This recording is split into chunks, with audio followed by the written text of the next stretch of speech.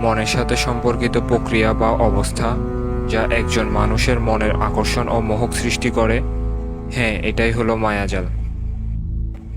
এটি অনেকবার ব্যক্তির মনের কেন্দ্রিকতা বা মনোভাব পরিবর্তন করে এবং তাকে আকর্ষণ করে এমন অনুভূতি সৃষ্টি করে যে আমরা তার মধ্যে নিজেকে অনুভব করি। ভালো ব্যক্তিত্ব বা আকর্ষণীয় স্থান বা বস্তু, শিল্প বা সাহিত্য, প্রেমের মধ্যে অথবা রোমান্টিক অনুভূতির মাধ্যমেও হতে পারে মায়াজালের উৎপত্তিস্থল। মায়াজালে অন্তর্ভুক্ত হওয়া মানে সত্যের অদৃশ্য ভিত্তির মধ্যে এক ভ্রান্তিপূর্ণ জগতের অভিজ্ঞতা অর্জন করা। মায়াজাল প্রকৃতির মধ্যে থাকা অস্থিরতা, যেই অস্থিরতা মানুষকে ভুলের দিকে এক ধাপ এগিয়ে দেয়। আবার এটি মানব জীবনে অসাধারণ অর্থের সন্ধানে মানবকে অনুপ্রেরণা দেয়।